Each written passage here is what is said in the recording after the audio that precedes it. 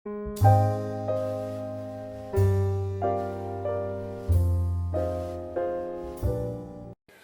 عليكم متابعي الكرام. اليوم ان شاء الله سأريكم طريقة تحضير شكل آخر من صابلي بريستيج بنكهة الحامض. بالنسبة لعجينة الصابلي سنحتاج إلى 62 غرام زبدة لينة أي في درجة حرارة المطبخ، ملعقة صغيرة نكهة الحامض، القليل من قشرة الحامض أو الليمون، أصفر بيضة، 30 غرام سكر ثقيل، ومن 100 غرام دقيق إلى 150 غرام دقيق حسب الخليط. في إناء زجاجي قمت بغربلة سكر ثقيل، ثم سأضيف الزبدة، ثم أصفر بيضة، قشرة الحامض، نكهة الحامض. سنقوم بخلط الكل بأطراف الأصابع.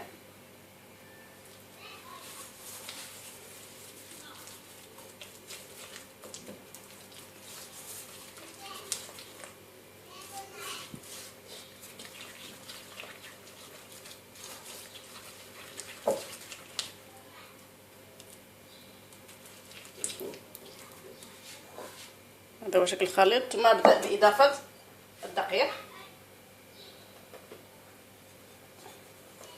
ودائما الدقيق قد تزيد الكمية أو تقل حسب نوعية الدقيق.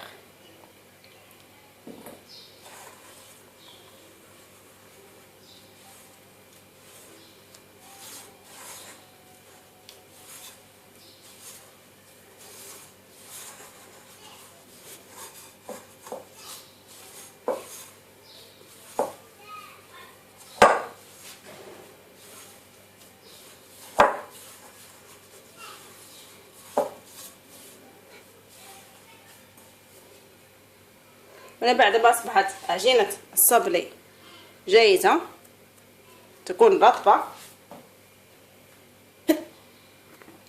ثم سأقوم بتغطيتها وإدخالها للثلاجة لمدة ساعة على الأقل،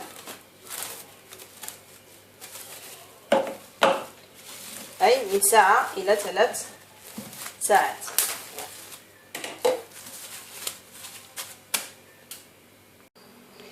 بعدما ارتاحت العجينة في الثلاجة قمت بإخراجها وقمت بتبسيطها بين ورقتي بلاستيك كالعادة، ثم بواسطة قطاعة أو طابع مثلث سأقوم بالضغط على الصابلي بهذا الشكل،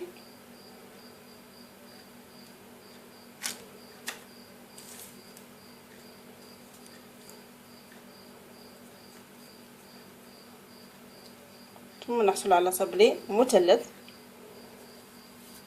كما الأشكال التالية، ونتم بنفس الطريقة إلى أن نتم باقي عجينة الصابلي.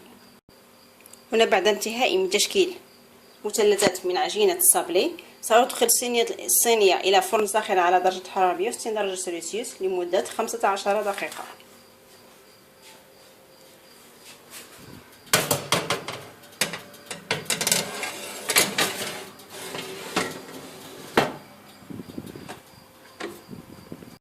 بالنسبة لتزيين صابلي بنكهة الليمون أو الحامض نحتاج أولا إلى شوكولاتة نقوم بإذابتها، ثم نضعها داخل مول سيليكون على شكل مثلث، ومول سيليكون ذات ترميز D67، ثم نحتاج إلى فيرميسيل أو حبيبات شوكولاتة صفراء، ثم القليل من شوكولاتة بيضاء مذابة مضاف إليها القليل من نباج مع نكهة الحامض. نأخذ قطعة واحدة ثم نأخذ القليل من الشوكولاتة المذابة مع النباج، نقوم بدهن وجه المثلث، ثم نقوم بإخراج قطعة الشوكولاتة من مول السيليكون، ثم نقوم بتثبيتها على البسكوي، ثم اخذ قليل من الفيرميسيل ونضعه على جوانب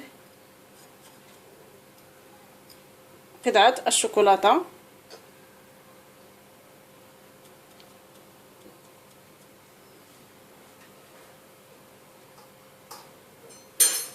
ثم في الأخير نأخذ القليل من الشوكولاتة المذبة مع ناباج، نضعها بوسط البسكوي ونحصل على الأشكال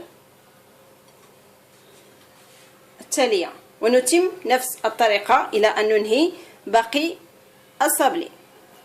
وهذا هو الشكل النهائي لصابلي شوكو سيترون أو بالشوكولاتة البيضاء ونكهة الليمون.